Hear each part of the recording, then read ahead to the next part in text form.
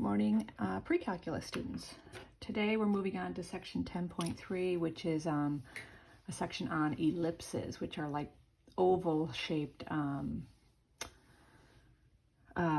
graphs. And before I do the first page of the notes, I want to show you something that's true about all ellipses. So you guys know a circle, one way to think of a circle is if I just take, actually I don't even need that.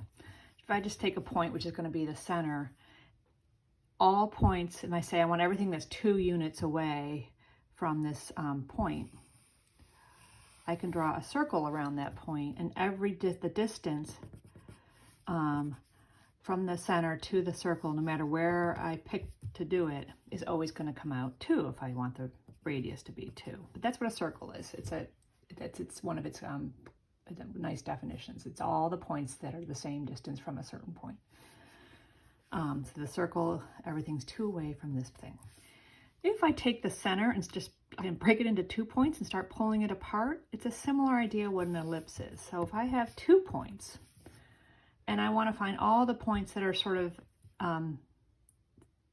equidistant is a little weird way to put it, but let's say I want this point to be on my ellipse.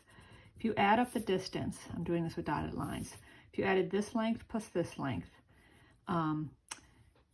all the points that have whatever that comes to, the sum of those 2 lengths, if you took another point over here and said, oh, well, this one plus this one is the same distance as that plus that, and so on, and keep doing it. If you find a point over here where if I add this length plus this length, it's the same as those 2 sums for every point.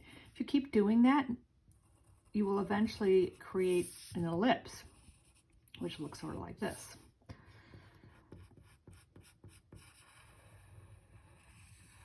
So ellipses, these 2 points in the middle, are like the center of a circle, except there's 2 centers. And an ellipse is all the points where if you add the distance to those 2 points together, you will get the same value over and over and over, no matter what point you pick on this ellipse. It will always be this, the sum of the distance from each of these 2 points will be the same.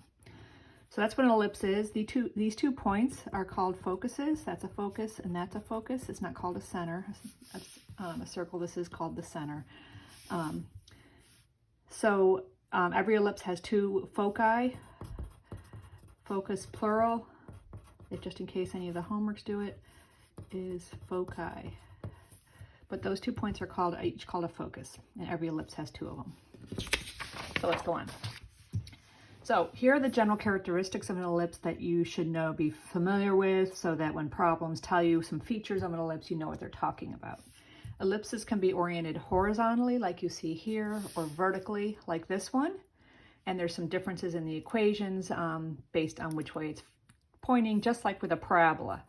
Like in the case of a parabola, if y is squared, you know it's a horizontally oriented parabola. The ends are pointing out horizontally more than vertically. And if it's an x squared parabola, you know it's pointing up or down, vertical. Similar here in terms of, it's not, the call isn't going to be on x squared or y squared. It's going to be, you'll see in a minute what makes one vertical or horizontal. So anyway, there is a point in the middle of an ellipse that is called the center. And that is going to be HK in our equations. So just be aware of that. There is a center, it's HK. Okay, so that point, whatever it is we're going to refer to it as HK, as we do with a lot of these graphs. And that HK, by the way, is the shift off of an ellipse centered at the origin. The 2 points, I have them in green here, that are like these are the focus. They're going to always be sort of, they're equidistant from the center. That distance from the center to the focus is called C. You'll see how C, A, and B relate to each other in a minute.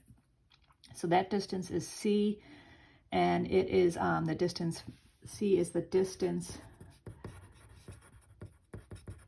from the center to a focus. It's always a positive distance. It's not like the parabola where it's a positive or negative. The P is positive or negative depending on which direction you're going from the vertex to the one and only focus. So here, C is just a number, and it represents the length, the distance from the center to the focus. So again, this ellipse has that characteristic I talked to you about, that all these points, if you'd measured the distance to each focus and added that up, it would be the same for every point. The vertices of an ellipse are, if you keep going beyond the focus, there are points beyond each focus that are the extreme points on the longer dimension here. Those are each called a vertex, okay? And so a vertex of an ellipse is these 2 points at the extremes of the longer axis. So here's a vertex on this one, here's a vertex here. On the horizontal one, it's here and here. That axis between the 2 vertices is called the major axis. So the major axis is always the longer. If you think of, there's 2 sort of dimensions here that go through the center. If you draw a line through the center out to these extreme points, to the 2 vertices, so that's called the major axis. It's horizontal here, it's vertical here. The other axis, which goes through the center and goes out to these 2 points, which are sort of it's reaching a high point in here and a low point in here, that's called the minor axis. And the minor axis in this vertical one is it's always the shorter one, and in this case it's it's horizontal because the major axis is vertical. Now the A and B numbers here relate to the minor and major axis. A is the distance from the center. So A is the distance from the center to a vertex. And don't forget, the vertices are always at the end of the major axis, the longer axis. And B, I'm just going to say, is the we're going to say is half the length of the minor axis. The length of the minor axis. By the way, A, if you want to think of it this way, is half the length of the major axis.